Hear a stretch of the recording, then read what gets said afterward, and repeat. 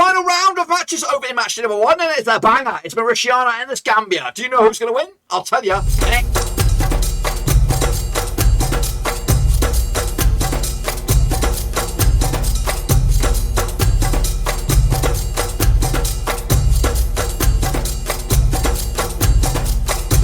Right, folks, back once again, another 5-minute preview. Looking forward to the final game of Group F, and of course the final game of match number 1. We'll get into it in a minute. Of course, big shout out to my VIPs, they're the Patreons, boys. Thank you for your love, and of course, big shout out to Jay Potter Mile for becoming the latest member of the Patreon gang. This is your one-stop shop for AFCON, Rovers, and of course World Football. Make sure you bang your thumbs up, bang your subscribe. So let's get into it and have a little look at the final round of matches, or the final match, of course, for match number 1. So here it is. It is over in Group F, Mauritania up against Gambia. That's right, on 12th of Jan. Goodness gracious me, they're locking horns. Big opportunity for both these two sides to start their foot into the next round already. 3-pointers will just about do it. Mauritania, of course, managed by Didier Gomez da Rosa. That's right. Group E runners-up secured the deal, of course, back in the 30th of March 2021. Second appearance in the championships, of course, 2019 was their last, and it was their best, of course, and they didn't get out the group stages last round. 103rd in the world, though, Mauritania at the moment, and of course, 250 to 1 to lift the trophy at the end of the campaign. This is their resume. Of course, Tunisia and Mali occupy the Group F as well, alongside Gambia and Mauritania. Mauritania will take on Tunisia next.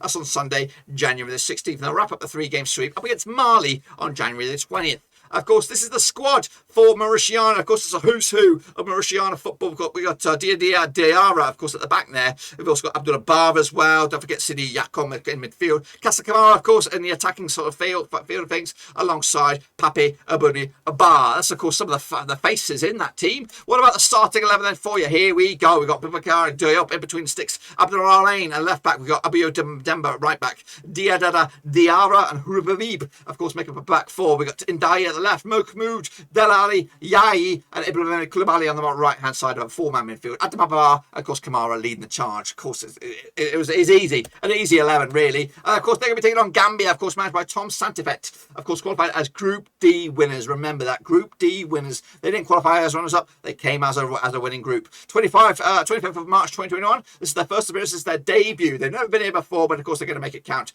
this time around. Their best ever wasn't. This is it. This is their best ever. 150 to 1. And of course, 150th in the world, 100 to 1 to lift the trophy at the end of the campaign. This is their resume, of course, taking on Mauritania now, and then they're going to be taking on Mali next on Sunday, January the 16th, and then wrap up the 3-game streak against Tunisia on January the 20th. But can they get off to a flyer here? It is there for the taking. Of course, this is the squad then for you. Some familiar names, of course, across world football. We've got the likes of Boubacar Sane, we've got Omar Kholif, Sampdoria, of course, my boys over in Spain. We got Youssef Bob alongside Dembo Dambaro, of course, up top with Musa Barrow. There we go. We got an ex-Rover, Modou Barrow. So I'm a little bit biased towards Gambia here because of Mo Barrow's Rovers links. He played 4 games for Rovers, so it all counts. Modou Jobu between sticks. We got Django left back, Kole, Sane, and Sundberg make up the back four with Darimo, Musa Barrow.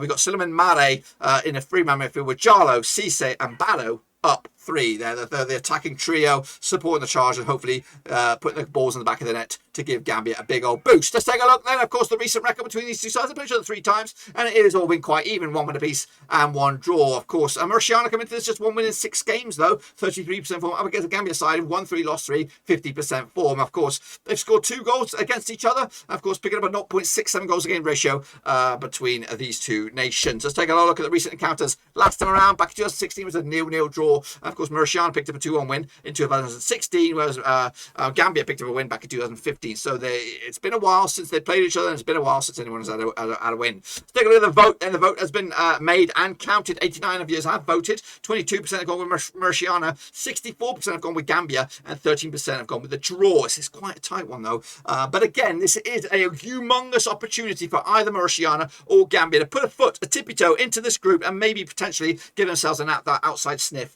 to actually qualify as maybe a runners-up in this one, because I really think Tunisia are going to run away with this one. But what about me? What is my take on this one? Well, I'll tell you what, I'm going to go with Gambia on this one. 2-1 win. Like I said, I'm a little bit biased towards the Mo Barrow factor here. He played for Rovers 4 times, and that means once a Rover, always a Rover. And again, his his knowledge of the game. I know he's a world footballer now, traveling around a bit, going to lots of countries and stuff like that. But I think his presence and amongst some of the attacking numbers that Gambia have got, they're going to be a completely different beast from Rushiana to outfox here in Cameroon 2021. That's my take on this game over in Group F. And of course, we'll kick on forward in match number 2 as well very, very soon. But be sure to give this some love and smash your thumbs up, smash your subscribe. Check out the links down below. Of course, I'm on Twitter, I'm on Twitch, and I'm on Facebook. But of course, I'm on Patreon if you want to support channel in another way. That's the best place to do it. But until then, dudes, we're donezoed. I'm out.